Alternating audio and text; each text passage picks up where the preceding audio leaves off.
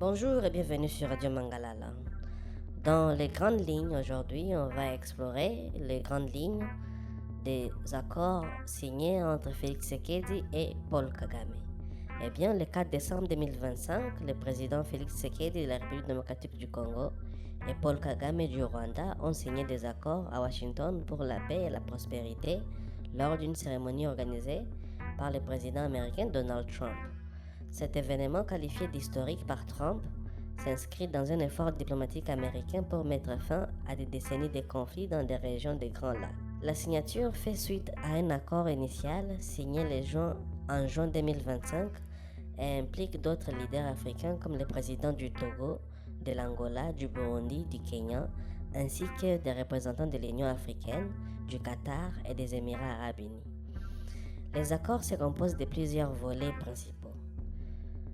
Premièrement, paix et sécurité.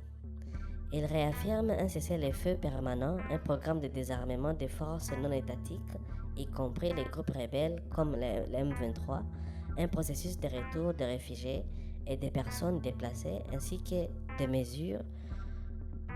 mesures pour poursuivre les auteurs d'abus. Il intègre également un cadre régional pour la paix et la sécurité dans les Grands Lacs.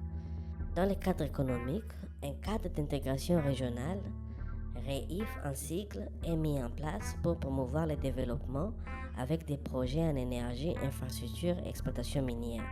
Cela vise à lutter contre l'opacité des chaînes d'approvisionnement en minéraux critiques comme le coltan, le cobalt et le lithium, et favoriser les opportunités pour le secteur privé américain.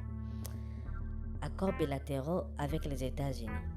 Des partenariats stratégiques ont été signés, incluant un accord de partenariat sécuritaire élargi avec la RDC et un cadre pour la prospérité économique partagé par le Rwanda, ouvrant la volée des investissements américains dans les minéraux.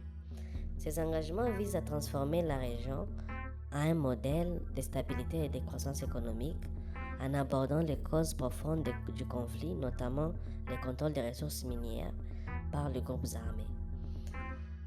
Félix Tshisekedi, le président congolais, a exprimé une profonde gratitude envers Trump et une espérance claire, tout en soulignant que c'est le début d'un chemin exigeant. Il a insisté sur la vigilance de la RDC face aux défis persistants. Paul Kagame, le leader rwandais, a salué Trump comme un médiateur impartial, affirmant que tout échec serait responsabilité de l'Afrique. Il a appelé à des efforts continentaux pour consolider la paix.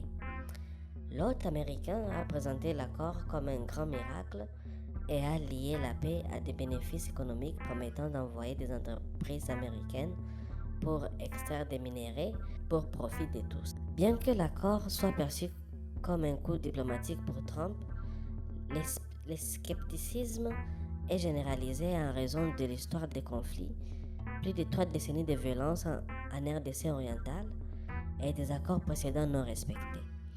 Des combats ont continué même après la signature, avec des affrontements signalés en province du Sud Kivu entre les forces congolaises et les M23 soutenues par le Rwanda selon les Nations Unies, incluant la prise de la ville comme Goma et Bukavu par les rebelles.